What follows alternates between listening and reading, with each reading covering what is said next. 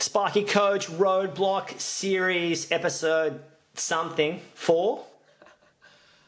Sounds about right. Sounds. I think it's 4. We're talking about the things that get in the way of growing your business, and sometimes it can be too busy. We've spoken about that a couple of weeks ago.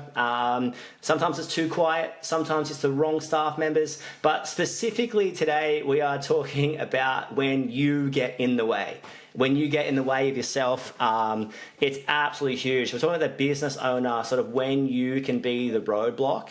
And I think oftentimes you see it when, I guess referencing being disorganized is absolutely huge. So when I think the business owner getting in the way of themselves or tripping over themselves or trying to pass the ball to themselves and they just end up and it's like an absolute spaghetti mess of spaghetti, or like it's like you're that clumsy waiter from The Simpsons just tripping over that guy, right? I am not a clumsy waiter, right? It's just like that's what I picture.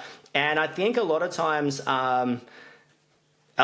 disorganization, it's so easy to blame other people. Classic example of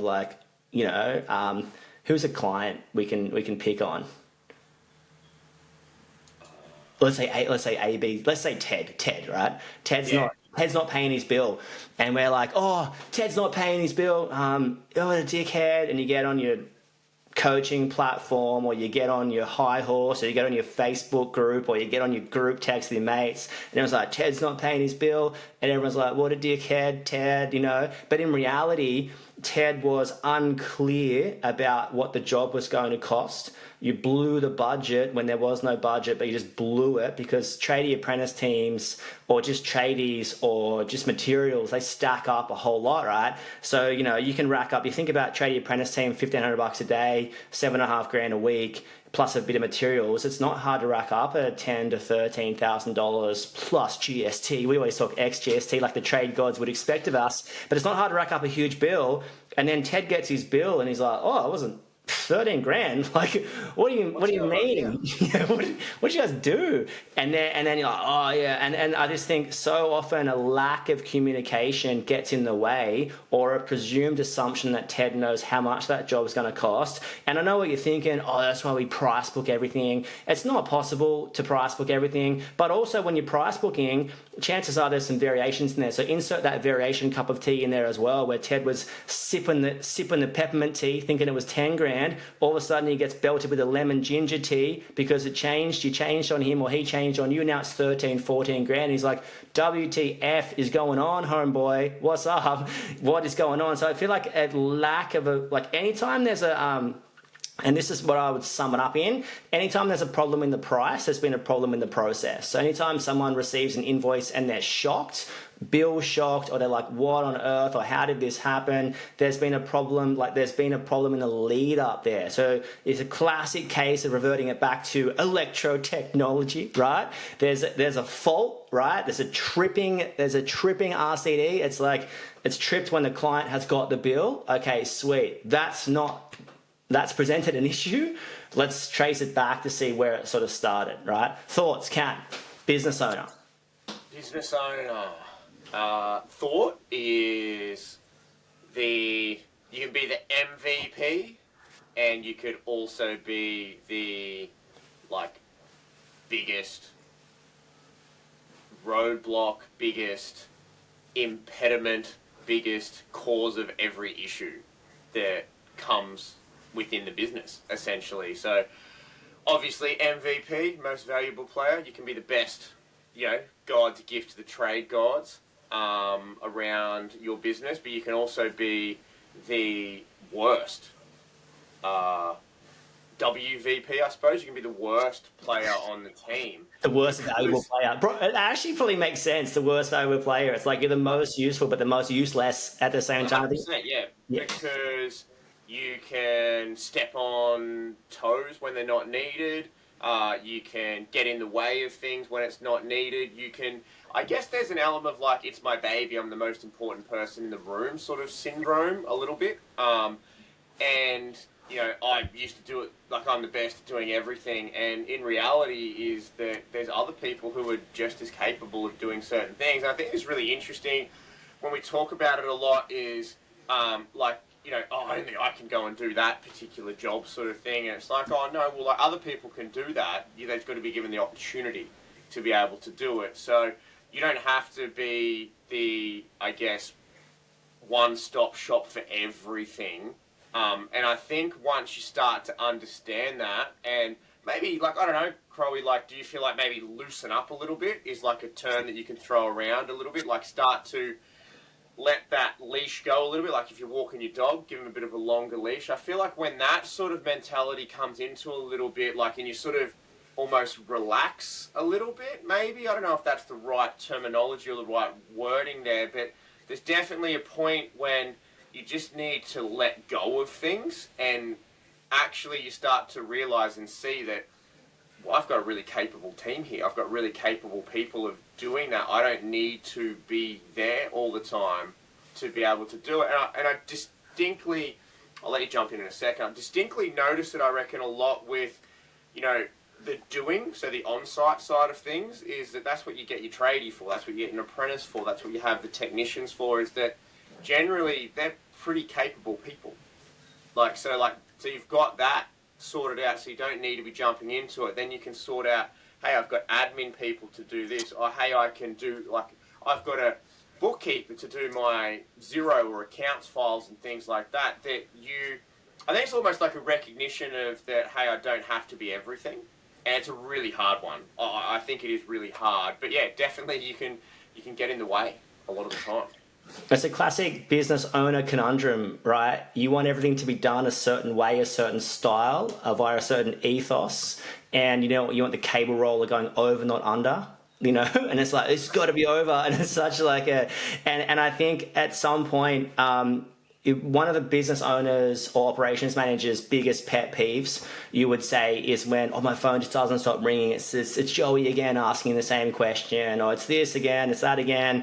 But it's like, so we get frustrated at those calls, but every time we go to site, we're hypercritical and, hey, don't do it like this. So you're so opinionated about, and sometimes, to be honest, rightfully so. Yeah, but you can't have your cake and eat it too. You can't criticize consistently, continually, forever about every saddle not being 450, about 465, but the cable roller going over, not under, and then be frustrated when a phone call comes to you about does the cable go over or under, or I didn't have a wall bracket, so I put a render bracket on. Is that okay? And you're like, just shut up, everyone shut up. But it's like when you're so when you're running such a dictatorship. So sometimes a micromanager, that's a good way to sort of put it. Is it self-inflicted pain? Like, are you playing paintball and shooting yourself in the foot and then just complaining about your sore foot? So I always like fly by. You got to think about passing the baton to your side people. And yes, you want to micromanage quality and culture 100%, but can we let other people make decisions? So I was always flowing by the thought that, okay, if it's to Australian standards, right, and NZ, if you're over there, whatever, if it's to Australian standards, if it's by the Bible, right, the Bible we go off is not the gospel of Jesus, it's the gospel of the trade gods. That's what we flow by. It is AS NZS 3000 tattooed on Cam's lower back, right? So we got that. If it passes the book test, if it passes the, Crow electrical test or insert your company here test, if it passes that test, so if it's to code and if it's to what we would consider good or great or excellent, and if the client's okay with it, right? If it passes sort of those three and you've weighed up a couple of decisions and you've thought that was the best way forward, I'll back that. Yes, I might politely say, hey, if you turn up the site and you're like, what the hell, like, why'd you put conduit there, not ducting? And it's like, I spoke to the client, they preferred this. Or, did you cut 4 holes? The client didn't want 4 holes cut in their garage. They don't mind seeing conduit, ducting, or, or whatever. It's like, okay, sweet. Like now we're on the same page here. It passes the code. It passes our standard. If it doesn't, I'll be like, okay, next time consider this, or next time run it past a client. But, I've just saved myself a phone call and I'm training on the spot. And for me, it comes into a lot of the times you see a lack of onboarding a staff member, I guess you would say. So it's like, this is where someone as an apprentice coming through with you, they're learning your skills, your ways, your ethos, your communication, what you consider like a normal or good or great install.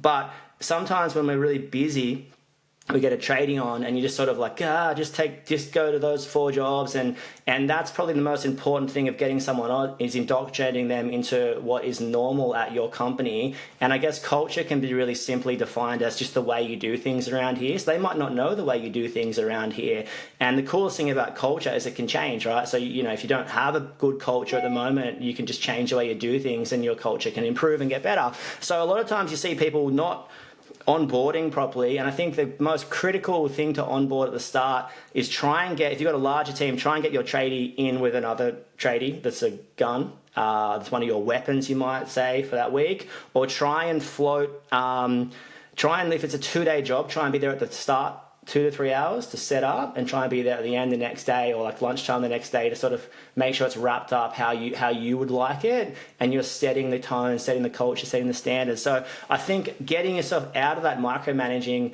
and I think sometimes the danger, I know for me, the biggest danger was the first tradie I hired was the best person I've ever worked with. So that sort of set the tone of like, this person, those people just pick it up, they just get it. They no talking. Like they barely he called me to see like how it was going, not about a job. Like his ideas were better than my ideas.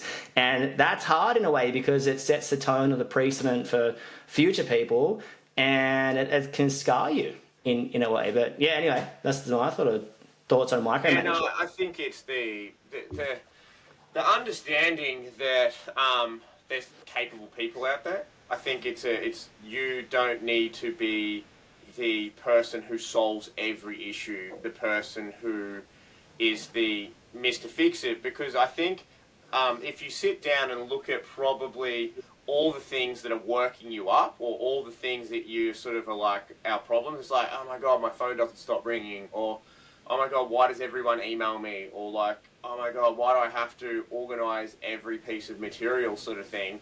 If you sat back and looked at it, it's like, well, okay, we have one phone line, one phone number for the business, and it's my phone. So that's why everyone is calling you to begin with. Like, that's not rocket science. It's like, we have one email address. That's why everyone is emailing you.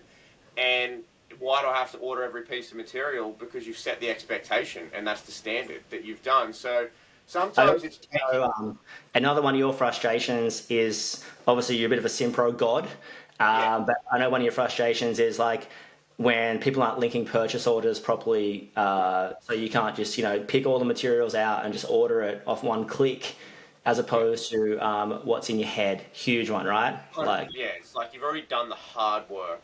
Why make it even harder is my sort of, or I guess even also like from a simple thing, if we're just quickly looking at job management software, is it's like it's you're not using it to its full potential. So it's like, why would you like go to the supermarket to get all your groceries but only get half of them?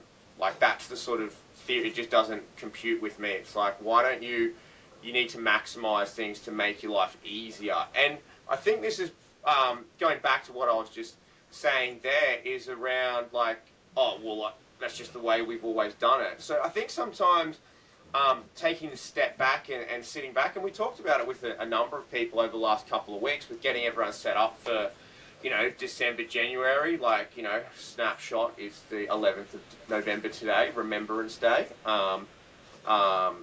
If anyone is wondering, so getting set up for December, January is like, the comment from a lot of people is like, I'm really busy, like I'm so busy. But sometimes it's about stopping, taking half a day, taking 2 hours, taking an hour, or like in different instances, taking a few steps back and spending the time in getting yourself sorted. So it might just be like, I need to spend 2 hours today chatting with Jimmy, to just be like, hey, just want to reset the expectations of like, hey man, like I just need you to look after the job from start to finish. And that involves, I need you to call the client, I need you to order all the material, you're responsible for any variations, and I need you to complete the job card each day. And there's an elaboration on each of those steps of like what isn't involved in that. But sometimes to alleviate your pain, you need to stop what you're doing and spend the time getting sorted.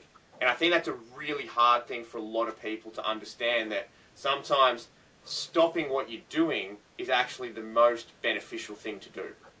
Yeah, exactly. Stop what you're doing. I mean, the reference I had was picturing when you were talking to Sam is still trying to put your 4-year-old in a nappy or 6-year-old in a nappy. Be like, oh, they can't, like, just, or still leaving the training wheels on when they don't necessarily need training wheels. Like, sometimes we can really baby tradies and apprentices and I think when you are this deity, this god or goddess of I am the gold standard of how to do things, and then no one will ever do it like me. With that attitude, you sort of need to baby everyone into like, oh, this is what I would do, and it feels good when people ask you how to do things. You know what I mean? It feels like, oh, I know how to do that. But it's like, I think making other people the expert and making other people feel good and training other people and if they have an idea, not needing to be like, oh, that's what I told you the last job, but being like, hey, that's awesome, you know, great thought, even though they probably did get it straight from your headspace and your intellectual property. But I think supporting and growing and believing in other people and letting them off the lead, as you kind of said before, like we're all, chances are if you're listening to this, you are a tradie, an electrician, and you were let off the lead at one point. And I remember my first call out, I think this is like my first year, somehow inherited the Christmas sort of call out. I was like, oh, for that. Like, swear to God, no idea. Like, absolutely no idea, right? So anyway, inherited that, and I got a call out, and I was just stressing out the whole way. I think so. I was from Cronulla at this point, driving to Chatswood. So it's like there's at least an hour to think about my skills are not ready for this job, right? Like, just freaking out. Not adequate. 9 to 10 months into the job, probably like 12 months at that point, sorry. Almost 12 months. And I remember I found the gas leak, actually. It was the old Actron unit, and the sort of wasn't Armorflex, and the unit might have shifted or the pipe shifted, and it was rubbing on the actual unit. So no like gland on the copper pipe on the way through. So it rubbed on it and exposed. I found it, right? I was super stoked I found something.